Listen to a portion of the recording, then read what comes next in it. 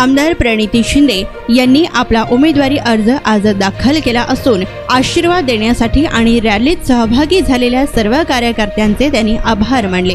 तसेच निवडणूक जरी माझी असली तरी ती सर्वांची लढाई आहे असेही त्या यावेळी म्हणाल्या। त्यानंतर फडणवीस यांच्याबद्दल त्या बोलल्या की गेल्या 10 वर्षात सोलापुरात भाजपाने काहीच केलेले नाहीये, तर भाजप मुद्द्यावर बोलत नाहीये। शेतकऱ्यांच्या मालाला भाव नाही, सोलापुरात पाणी नाही, मात्र भाजपला एवढंच सुचतं। भाजपा विरोधात जनतेत रोष आहे। माझ्याशी विषयांतर करू नका, ही माझी लढाई आहे, तुम्ही माझ्या सोबतच लढा। दोन्ही माजी खासदार तुमच्या सोबत, काही लाज वाटते का त्यांना? तर सुशील कुमार शिंदे आमच्या खांद्याला खांदा लावून सोलापूरची सेवा करीत आहेत असे त्यांनी म्हटलंय। शिंदे कुटुंबियांना लोकांमधून ऊर्जा मिळते, ते आमचे केंद्रबिंदू आहेत। लोकांना आम्ही देव मानतो आणि त्यांची सेवा अखेरच्या श्वासापर्यंत करत राहू असेही त्या म्हणाल्या। त्यानंतर आडम मास्तर यांच्या रेनगरबद्दल त्या बोलल्या की 30,000 घरे बांधण्यात आलेली आहेत, ती तत्कालीन पंतप्रधान मनमोहन सिंग यांच्या काळात बांधण्यात आली आहेत। त्याबद्दल आडम मास्तर यांनी भाजपाला त्यांच्या शब्दात उत्तर दिले। नाना पटोले भावाच्या रूपाने आशीर्वाद देण्यासाठी आलेले आहेत असेही त्या शेवटी म्हणाल्या।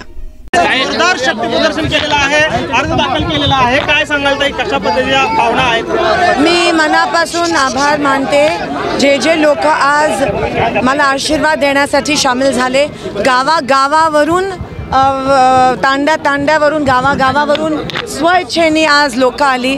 काल रात्रीपर्यंत फोन आम्हाला यायचं आणि सगळे या ठिकाणी आशीर्वाद रूपात सामील झाले। मी सगळ्यांचे मनापासून आभार मानते। या गरमीमुळे त्रास झाला असेल तर क्षमस्व, पण नक्की ही लढाई आता दिसून येत आहे की सगळ्यांची लढाई आहे। निवडणूक जरी माझी असली तरी विजय हा लोकशाहीचा झाला पाहिजे आणि सोलापूरच्या जनतेचा झाला पाहिजे। देवेंद्र फडणवीस यांनी टीका केली होती की सुशील कुमार शिंदे हे इंजिन आहेत, आता ते प्रणितीताईंनाच इंजिनमध्ये बसवणार, मात्र भाजपचं जे इंजिन असणार आहे ते नरेंद्र मोदी यांचंच आहे आणि जे बाकीचे जे घटक पक्ष आहेत भाजप मुद्द्यावर बोलतच नाही आहे। ते मुद्द्यावर त्यांना मुद्देच नाही आहेत, कारण का 10 वर्ष त्यांनी काहीच केलं नाही, त्यांना पण माहिती आहे। ते तोंडावर पडलेत आता आणि म्हणून विषयांतर करून दुसरेच विषय ज्याचं काही घेणं देणं पण नाही आहे। तिथे शेतकरी मरतोय, तिथे गरीब महिलेला निराधार पैसे नाही आहेत, तिथे पाणी नाही आहे सोलापुरात, तीव्र टंचाई आहे, ह्यांना एवढं सुचतं।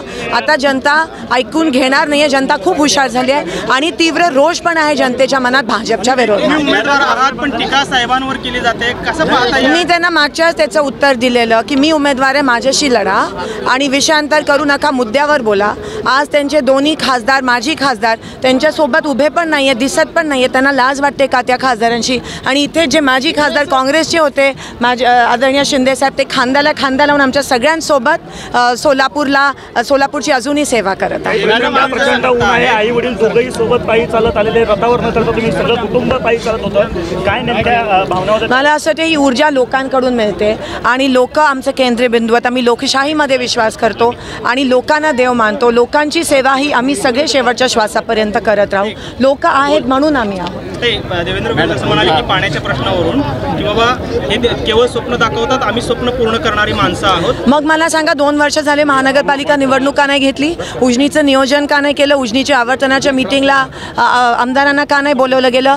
केवळ बीजेपी ही जबाबदार आहे। सोलापूरचा तीव्र पाण्याचा जो प्रश्न आहे त्याला फक्त दोषी ही भारतीय जनता पक्ष आणि ह्यांचे सगळे नेते आहेत आणि म्हणून आज सोलापुरातला शेतकरी आणि सर्वसामान्य माणूस हा त्रस्त आहे। 30,000 घरं तयार केली, 30,000 घरं बांधली, मात्र त्याचं श्रेय देखील भाजपने घेण्याचा प्रयत्न केला। त्याचं उत्तर आज आडम मास्टरजींनी दिलं आहे की ते 30,000 घरं जी बांधली ती आदरणीय मनमोहन सिंगजींच्या आशीर्वादामुळे, आदरणीय सोनियाजींच्या मार्गदर्शनाखाली ती बांधण्यात आली आणि ते बरोबर आडम मास्टरजींनी त्यांच्या शब्दात त्यांना उत्तर दिलं। बीजेपी प्रदेशाध्यक्ष देखील आपल्या सोबत खांदा लावून आलेले आहेत, त्यांचा आशीर्वाद नेहमीच। आम्ही जेव्हा पटोले साहेब जेव्हा ह्या प्रदेशाचे प्रदेशाध्यक्ष झाले त्यांच्यासोबत मी देखील कार्याध्यक्ष झाली। आम्ही एक खंबीर टीम म्हणून महाराष्ट्रात त्यांच्या नेतृत्वाखाली आहोत आणि आज भावाच्या रूपाने ते मला आशीर्वाद देण्यासाठी आले।